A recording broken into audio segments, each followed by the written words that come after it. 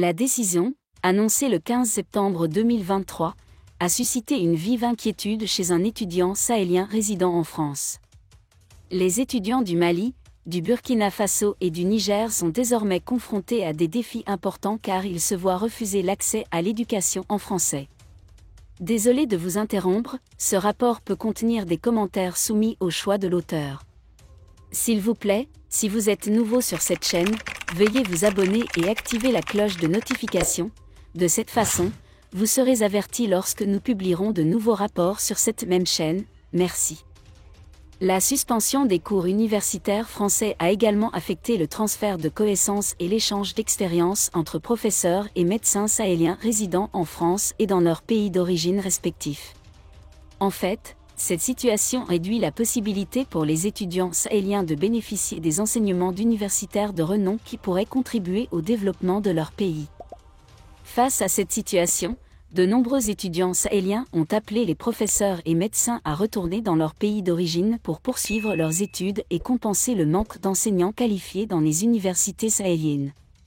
Cette demande souligne l'importance essentielle de l'éducation dans le développement et la reconstruction de la région du Sahel. Docteur Emmanuel Macron. Le gouvernement français est conscient de ces problèmes et travaille actuellement à trouver des solutions répondant aux besoins éducatifs des étudiants du Sahel français.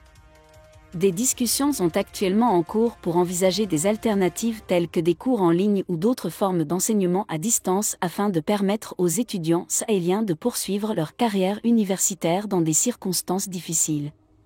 En attendant ces solutions, les étudiants du Sahel français ont fait preuve d'une grande résilience et se sont soutenus mutuellement dans cette période incertaine.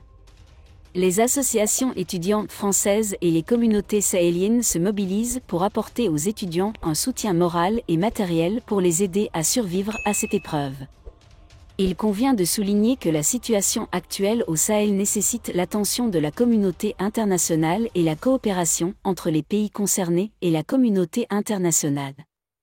Partenaire de l'ONU. La cérémonie a permis au ministère de la Défense de promouvoir chez les soldats de la paix la compréhension de la discipline et des règles opérationnelles lors de la conduite de missions en République centrafricaine. Réaffirmant tous nos encouragements pour votre mission en République centrafricaine, je vous demande de toujours garder brillant l'emblème national et le drapeau camerounais, qui vous sont présentés aujourd'hui. Puissent-ils briller dans leur gloire selon les normes de dizaines d'autres pays contributeurs de troupes à la MINUSCA.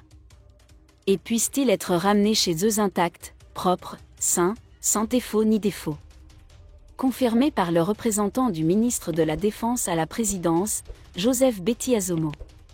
Il est important de souligner que la situation actuelle au Sahel nécessite une attention internationale et une coopération entre les pays concernés, ainsi qu'avec la communauté internationale.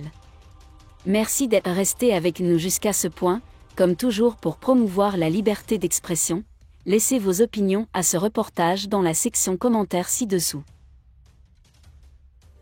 Si vous avez aimé cette vidéo, merci de liker, partager, commenter et surtout vous abonner à la chaîne. Et on se retrouve très vite pour une prochaine vidéo.